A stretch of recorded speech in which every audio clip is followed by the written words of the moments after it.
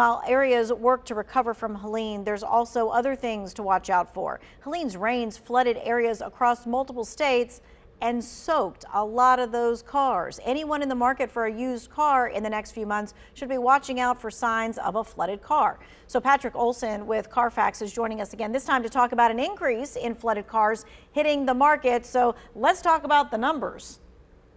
Absolutely. So we know that in hurricane season this year in North Carolina, we estimate that about 37,200 cars were damaged by floodwaters in North Carolina alone. It was about 347,000 nationwide.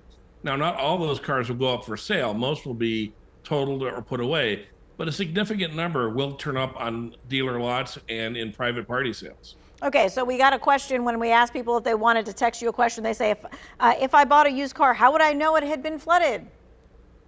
Three things you should do. Easiest thing is to go to carfax.com/flood, put in the vehicle identification number. You'll see if that car was ever titled as a flooded, salvaged, or totaled car. Secondly, do an inspection yourself. Look for places, things like mud in the glove box or underneath the engine bay. Look for frayed wires under the dash, moisture in the upholstery or carpeting. Look for foggy headlights and taillights. And then finally, the last thing you want to do before you buy any used car is take that car to a mechanic that you trust.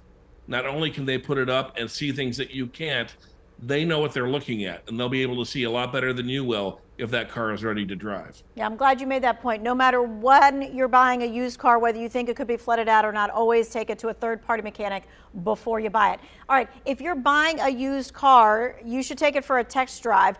Can you explain what people should be looking for if it's a flooded out car when they're on that test drive?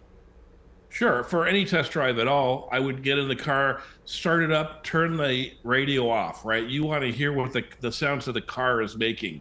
You want to have the windows up.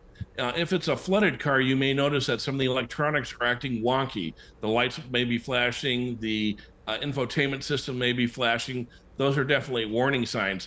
Use all of your senses, right? Smell the air. If it smells mildewy or moldy, that's a good warning sign as well.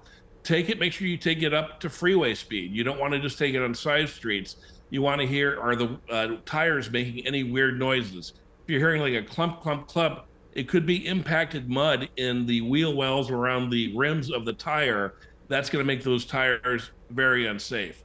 And then, when you get back from the test drive, open the hood and listen to the engine. It should sound smooth and kind of high pitched. If you hear any weird noises or weird sounds, those are all warning signs as well. How long should a test drive last? I would say a good test drive should take you probably anywhere from 15 minutes to a half an hour, depending on what roads you can take it on.